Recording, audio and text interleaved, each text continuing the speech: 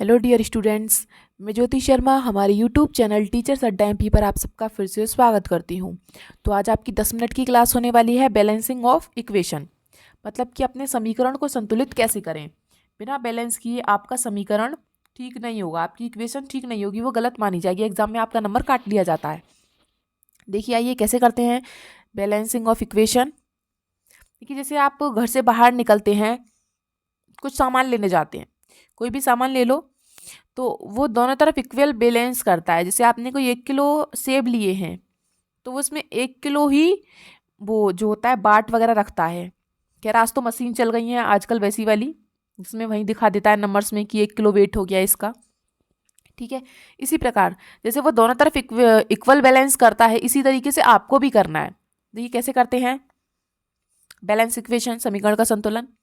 Same number of atoms of each element, तत्व के जो अणु होते हैं उनके जो सेम नंबर हैं, LHS और RHS, मतलब दाईं तरफ और बाईं तरफ। RHS दाईं तरफ और RHS बाईं तरफ, दोनों तरफ आपका इक्वल बैलेंस होना चाहिए। ठीक है, इस तरीके से। तो देखिए कैसे करते हैं, एग्जाम्पल के तरीके से आपको समझा देते हैं। जैसे कि मैंने मैग्नीशियम और ऑक्सीजन ले लिया। मान लीजिए आपको एग्जाम में Mg और O2 दे दिया और आगे बोल दिया कि यहाँ पे क्या बनेगा। अब यहाँ पे फॉर्मूला आप तब तक नहीं बना सकते जब तक आपको वैलेंसी निकालनी नहीं आती। अगर वैलेंसी नहीं निकालनी आती है तो मेरी क्लास है 10 मिनट की संयोजकता के नाम से, आप उसे जाके देख सकते हैं, संयोजकता वैलेंसी। देखिए जैसे कि एक में निकाल के दिखा देती हूँ आपको।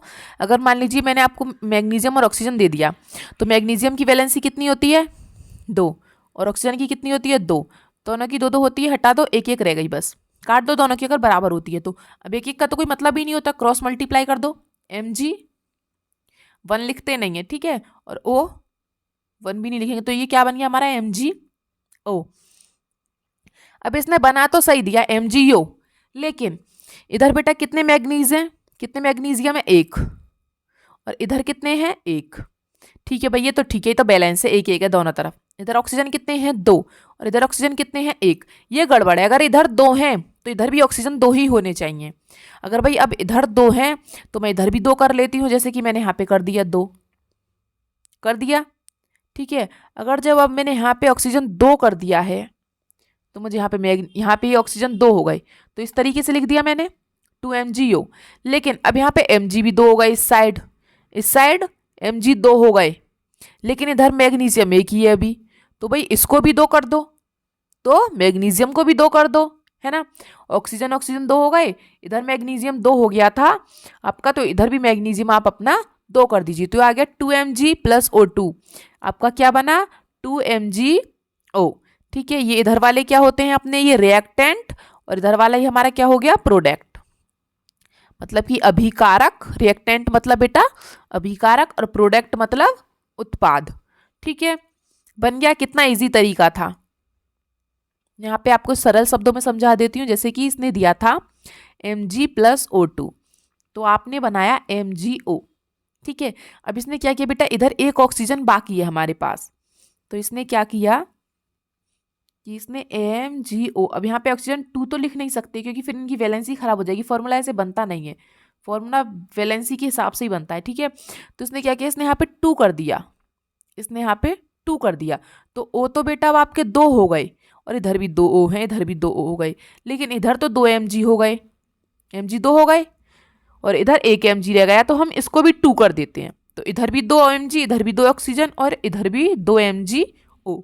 ठीक है, इस तरीके से अपनी इक्वेशन को बैलेंस कर लेना चाहिए। और एग्जांपल दिखा देती हूँ मैं आपको, जैसे कि ये Fe है, आयरन है आपका, और ये H2O है, तो इसका फॉर्मूला आपका क्या बना Fe3O4 प्लस H2, इसने निकाल दिया। अब ये बना कैसे वो मैं आपको ऊपर बता चुकी हूँ, वैलेंसी के हिसाब से बनता है। ठीक है, अब देखो इधर इधर Fe कितने हैं 1, और इधर Fe कितने हो गए 3, तो गड़बड़ी हो गई भाई, इधर 3 Fe होने चाहिए फिर तो, है ना। अब इधर देखो, इधर H कितने हैं 2, और इधर H कितने हैं 2, ये तो ठीक है। अब ऑक्सीजन देखो, इधर ऑक्सीजन कितना है 1, और इधर ऑक्सीजन कितने हो गए 4, तो भाई ये भी गलत है, इधर कम से कम 4 ऑक्सीजन होने चाहिए, तो ये इसको 4H2 कर देगा। अब 4 कर देगा तो ऑक्सीजन 8 हो जाएंगे, तो फिर इधर और ऑक्सीजन लेने पर ये हाइड्रोजन और हो जाएंगे, तो इधर हाइड्रोजन बढ़ाने पड़ेंगे, है ना। तो चलिए देखो Fe1 Fe3 H2 2 और H2 2, ऑक्सीजन 1 और ऑक्सीजन 4।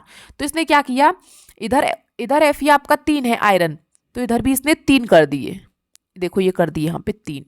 ठीक है, तो पहले हमने Fe को बैलेंस कर लिया अपना। ठीक है, हाइड्रोजन हमारे उतने ही हैं। अब नीचे हम ऑक्सीजन को करते हैं, आइए देखिए। अब आती है हमारी Fe तो हमारे बराबर हो गए, अब हम क्या करेंगे, ऑक्सीजन को बराबर करेंगे। आयरन और हाइड्रोजन सेम हो गए। अब अब आपके इधर कितने थे, ओ ऑक्सीजन कितने हैं 4, तो इसने इधर भी क्या कर दिए 4। अब 4 कैसे होंगे, जब इसके आगे 4 लगा दोगे आप, 4H2O, है ना। आपने यहाँ 4H2O कर दिया।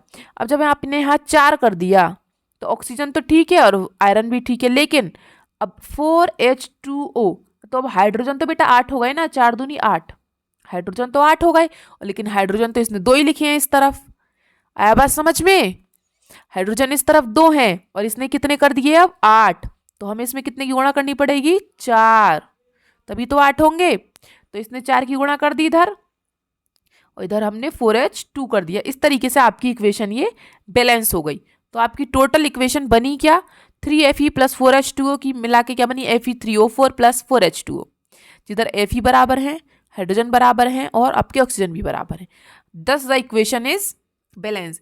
इस प्रकार से अपनी इक्वेशन को बैलेंस करना चाहिए। ये नहीं आपने एक साइड से करते ही चले गए, आराम से एक एक करके कर लीजिए, कोई समस्या नहीं है। जैसे कि मैं आपको एक बार और करके दिखा देती हूँ इसने कैसे की थी। देखिए इसने क्या किया था, हमने ली थी Fe प्लस H2O, ये इसने इक्वेशन दे दी थी। आपको एग्जाम में ऐसे इक्वेशन दे दी तो आप ये देखो बनाना कैसे है।